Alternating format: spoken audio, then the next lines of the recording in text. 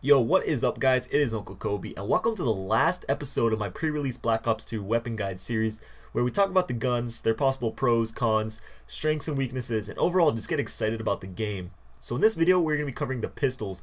Now in Black Ops 2, remember, you have the option to not equip a pistol or even a secondary in general, and we haven't seen much pistol gameplay at all really, and I would not be surprised if a lot of people just end up skipping out on it and have an extra attachment on their primary or use a wild card and stuff like that.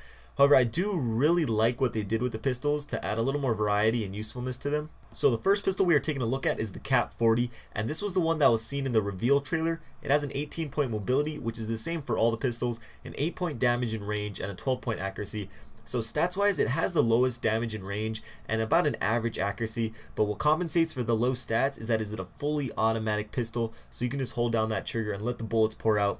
It also doesn't have that bad of a recoil, but like I said, the bullets are very weak, so nothing overpowered or underpowered about this weapon, just overall a good gun. Next we have the TAC 45, and this thing is just your all-around good semi-automatic pistol. Has a 14-point damage, 12-point range, and a 14-point accuracy, so significantly better than the Cap 40. However, if you don't have a fast trigger finger, then obviously it won't be as effective for you, but if you can shoot fairly quickly, I highly recommend this pistol. It has a crazy good damage for being a semi-automatic. However, the damage does drop off significantly once you hit medium range, and then at long range it is pretty much useless. But again, at close range, I highly recommend it. Up next we got the B23R, which is a burst fire pistol, 3-round burst to be exact. And first thing that I noticed is just the look of the gun. The thing looks pretty damn cool, really futuristic. For its stats, it has a 10-point damage, 9-point range, and a 12 accuracy, so a slight drop off statistically due to it being a burst fire, but still slightly better than the Cap 40.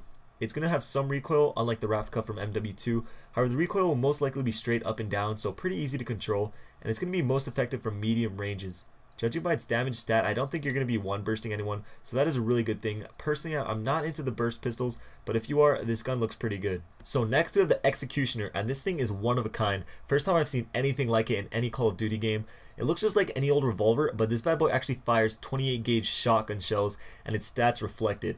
It has a 16-point damage, which is just as strong as any shotgun, but it does have a measly 2-point range, which I think is good because if you're going to be loading shotgun shells into a pistol, you better have to be right up next to me to kill me. And finishing up, it has an 8-point accuracy, so obviously the gun will be more effective in close quarters maps, and will be extremely useful when finishing off hurt enemies, which is why it's named the Executioner. Last on our list, we have the 5.7. Yes, it is returning to Black Ops 2. I think we call this a fan favorite for MW3. I see a lot of people using it, but for its stats, we got a 12-point damage, 10-point range, and a 15-point accuracy. So pretty much it's just a downgraded TAC 45, but it does have a bigger magazine size. So that might entice players to use it, but I think most people will go with one of the other choices, if they do decide to use a pistol.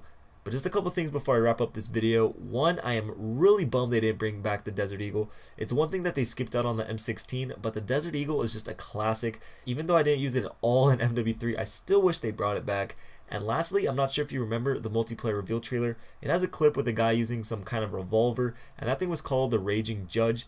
Well, I think it's safe to say that that thing got cut. It's not in the beta or on that Black Ops 2 class creator app that I made a video about. So yeah, that's just something I noticed.